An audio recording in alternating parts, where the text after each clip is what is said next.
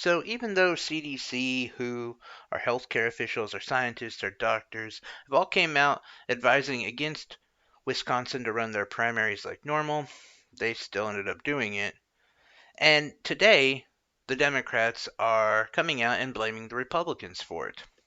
They have said things like if it wasn't for this conservative Supreme Court in Wisconsin who ruled on keeping the primaries running like normal, then they wouldn't have put the people at risk. And to an extent, they're right. Um, but let's not forget that the Democrats had pushed states like Arizona, Illinois, and Florida to do the exact same thing just a couple weeks ago. They went as far as telling these states that if they suspended the primaries, that they would most likely lose delegates. So the states were forced to run their primaries like normal. 2 weeks ago, the country was telling you that you had to take a 2 week staycation. So are they suggesting that the DNC didn't know better? They just figured it out more? I don't know. Either way, regarding Wisconsin, 2 days ago, Joe Biden told his voters to get out and vote, that it was safe to go vote today. And he had the wherewithal to show up on Chris Cuomo's show last night and said, well, I have a gut feeling they shouldn't have voted. And that shocks me, honestly, doesn't it? That this man punts when given the decision on to take a stand on whether Wisconsin should hold its primaries. He says, well, I think I'm telling my voters it's safe to go out there, but ultimately it's the court's decision. He just punted, didn't make a decision really. In fact, it was kind of a win-win for him. Then 2 days later comes out and says, nah, I don't think they should have. Is that the guy you want running your country? Oh, I know. Trump's not the guy you want running your country either. But what's the difference? Because you're going to have Biden, who has done this over and over with things like war, financial legislation. He's always stood back and not made an actual decision, yet still kind of making a sheepish decision. Yeah, I voted for Iraq, but I believed people. Come on, man. And he did the same thing with the Wisconsin primaries. He's jumping on the bandwagon of we had to put voters' health at risk. He put voters' health at risk, and it was a complete win-win for him. And many in the Democratic Party are saying, look, our choice is between a Republican and Donald Trump. And you can see the comparison. But I think in some ways it's even worse. Because to argue that the DNC and Joe Biden doesn't have blood on their hands, it would actually be a fairly tough argument right now.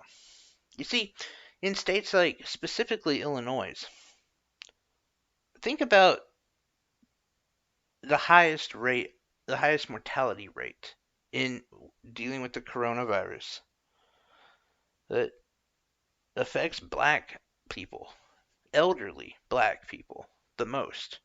In fact, 70% of the deaths have been elderly black people. Who's Joe Biden's base? Elderly black people. And elderly white people. But isn't that interesting? That these are the same people who were told to go out and vote, who were forced to choose between liberty, democracy, and their health. All in which to make things look better for Joe Biden. And now they're dying by the hundreds. Arizona and Florida, same thing when you look at them. When you break down the mortality rate by race and by age, and knowing that these people were the most likely to get ill, the most likely to die of this disease, and you still send them out there to vote. Joe Biden does not care about you. The DNC does not care about you. they want power. And they're going to do whatever it takes to get that power. There is arguably only one person who cares about you. And he told all of his voters not to vote yesterday. He told them to stay home. And it wasn't a fair decision that they had to make, but it wasn't worth it. Nothing is worth their lives.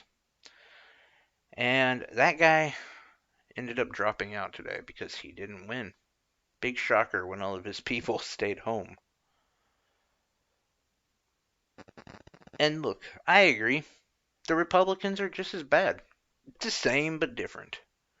And that's been the way the Republican Democrat Party has been for the last 2 or 3 decades.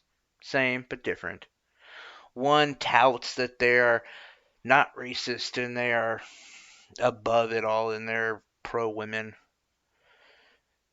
Meanwhile, they're pro corporatists, which ultimately is anti women, anti ethnic people. While the other one doesn't really claim either one, but just says they're pro free market, which is also when run rampant like it is, anti women, anti ethnic people. Same same party, both sides. There's a few people, sure, that make politics worthwhile, but none of them are ever the winners. None of them are ever the leaders of their party. They're kept there as tokenisms for those of us who are into politics and who have an ideology that we would love to pursue. So we follow these people. And that's why they're there. They're kept there so we can look at them with hope that maybe one day they'll do something. But in the end, they're never going to. We're going to get a classic Republican on the left versus a Republican on the right, and we'll see who wins. Because when it's between those two, the rich and the 1% always win, and we never do. And that's the odds they like. Anyway, thanks a lot, guys. I'm curious what your thoughts are on this. How do you feel about the Wisconsin primary? Should it have happened? Um, we've heard so many horror stories about the shit show that happened last night, including the biggest city in Wisconsin, Milwaukee, having 180 poll places that were reduced to 5. It's completely ridiculous. Anyway, thanks a lot, guys. You have a good evening.